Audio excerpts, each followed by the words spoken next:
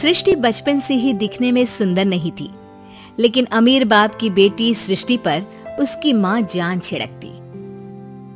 मेरी बेटी कितनी प्यारी है, भगवान सबको सृष्टि जैसी बेटी दे। सृष्टि धीरे धीरे बड़ी होती है। एक दिन सृष्टि की सहेली कहती है, तू दिखने में कितनी अजीब सी है, लेकिन मैं जानती हूँ हम सब में सबसे अच्छी शादी तो तेरी ही होगी। तेरे पापा अमीर जो हैं।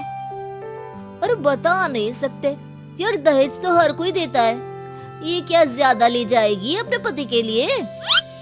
अरे बड़े शहर में कोठी है इसके पापा की। अरे पापा की है ना, कौन सी इसकी है? इसकी होती तब तो कोई भी लड़का इससे शादी कर लेता। अरे पापा की मतलब पापा की है तो मेरी ही है ना? किसने कहा? अब तेरी तो तब होगी ना जब तेरा भाई ना हो। वैसे भी शादी के बाद सारी प्रॉपर्टी भाई के नाम होती है। सृष्टि समझ जाती है कि उसे किसी भी हालत में माँ बाप की सारी प्रॉपर्टी को अपने नाम करना है, लेकिन कैसे?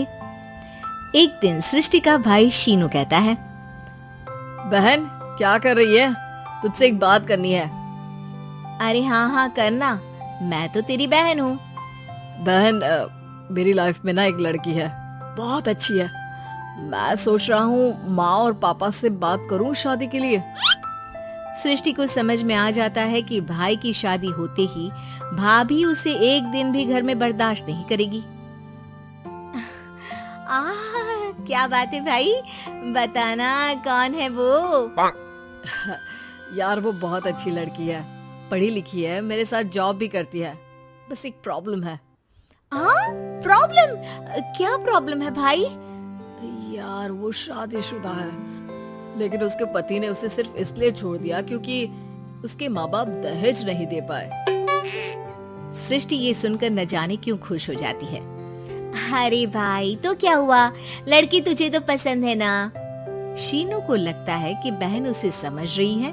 वो इस बात से अनजान होता है कि उसकी बहन की मंशा पूरा घर हड़पने की है। सृष्टि अपनी माँ से कहती है, मम्मी मुझे तो बहुत चिंता है, पता है शीनू क्या कर रहा है? अरे क्या कर रहा है? वो तो काम पर जाता है और वापस घर आता है। नहीं ना माँ, वो यही तो नहीं कर रहा, बाकी सब कर रहा है। आपको पता है उससे प्यार है, और वो भी एक शादीशुदा लड़की से। ये क्या हो गया? मैं सोसाइटी में क्या मुंह दिखाऊंगी? अरे तेरे पापा तो यही कहेंगे कि मैंने ही उसे बिगाड़ दिया है। माँ देखो, मेरी बात मानो, पापा पर भी विश्वास करने की जरूरत नहीं है। अब आप ही बताओ, पापा इतनी देर घर के बाहर रहते हैं क्यों? बोलो। अरे बेटा वो तो नौकरी करते हैं ना। तू बहुत भोली है माँ। पापा का ऑफिस तो 7 बजे खत्म हो जाता है, लेकिन देखो कितनी देर से आते हैं। अरे नहीं बेटा, ऐसी कोई बात नहीं है। सृष्टि माँ को एक औरत से बात करते पिता की फोटो दिखाती है। देखो माँ, कैसे हैं पापा? मैं ना कहती थी कि पापा सही नहीं है। मैं तेरे पापा से बात करूंगी, दे फोटो मुझे। ओ माँ, वो तो डिलीट हो गई। लेकिन चल, तूने तो देख लिया ना। पापा से बाद में बात कर लेना, और हाँ, मेरा नाम बिल्कुल मत लेना। हाँ माँ। अब क्या था, सृष्टि के माँ और पिता के बीच झगड़ा होना शुरू हो जाता है। सृष्टि के मन में क्या चल रहा था कोई नहीं जानता था। एक दिन, माँ सृष्टि के लिए एक लड़का देखा है, वो लोग शाम को उसे देखने आने वाले हैं। और हाँ माँ, एक खुशखबरी, मैं और पापा मिलकर एक नया बिजनेस ट्राई कर रहे हैं। शाम को लड़का आता है, सांवले रंग का। सृष्टि को तो बिल्कुल भी पसंद नहीं आता। लड़की की माँ कहती है, लड़की का चेहरा तो कोई खास नहीं, लेकिन अगर मेरे बेटे को आप लोग सेटल कर दें तो मैं उसकी शादी आपकी बेटी से करवा दूं। सृष्टि को लड़का बिल्कुल पसंद नहीं था। उसे भाई पर गुस्सा आ जाता है। लड़के वालों के जाने के बाद कहती है, माँ देखा शीनू मेरे लिए कैसा लड़का लेकर आया, न दिखाने लायक न सुनने लायक, सेटल भी नहीं, वो भी हम करे। अरे माँ, मैं जानती हूँ ये मेरी शादी किसी भी घर में क्यों करवाना चाहता है। अरे कैसी बात कर रही है बहन, तूने तो देखा ना, लड़के को मैंने ही मना कर दिया तुझसे शादी के लिए। जिसने लड़का बताया था उसने उसकी बहुत तारीफ की थी। बात आई गई हो जाती है, लेकिन सृष्टि का मन शांत नहीं होता। क्या करूं, कुछ समझ में नहीं आ रहा। मेरी शादी हो गई तो ये लोग पूरी प्रॉपर्टी शीनू के नाम कर देंगे, मेरे हाथ तो कुछ लगेगा ही नहीं। तभी सृष्टि को आइडिया आता है। वो किसी वकील को फोन करती है।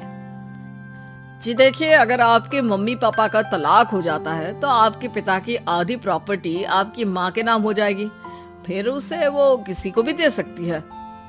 सृष्टि अब माँ को बेटे के खिलाफ भरती है। माँ, शीनू पर नजर रखा करो, वो जिस लड़की के प्यार में है ना, वो शादीशुदा है।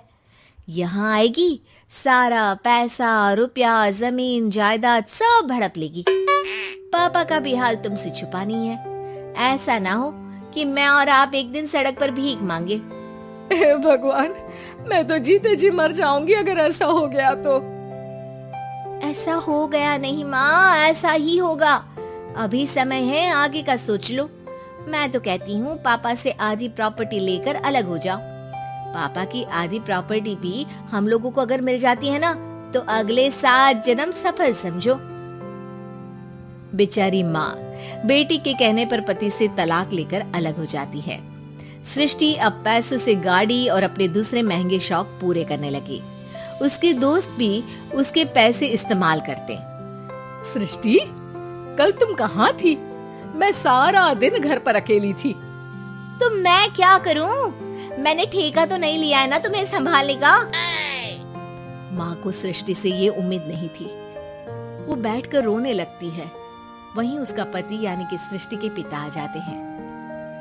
मैं जानता था कि तुम्हारा यही हाल होगा, तो आपने मुझे रोका क्यों नहीं? मैं रोकता तो तुम रुकती क्या? सृष्टि के कहने पर तुमने मुझ पर अपने बेटे पर शक किया, लेकिन तुम ये भूल गई कि कैसे हम दोनों ने मिलकर जीवन में इतना सब खड़ा किया।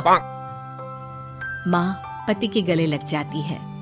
मुझे माफ कर दीजिए, मैंने आपकी कमाई का एक बड़ा हिस्सा गवा दिया। कोई बात नहीं, तुम साथ हो तो मैं ऐसी 7 प्रॉपर्टी खड़ी कर दूंगा। तभी वहाँ सृष्टि आ जाती है रोते हुए।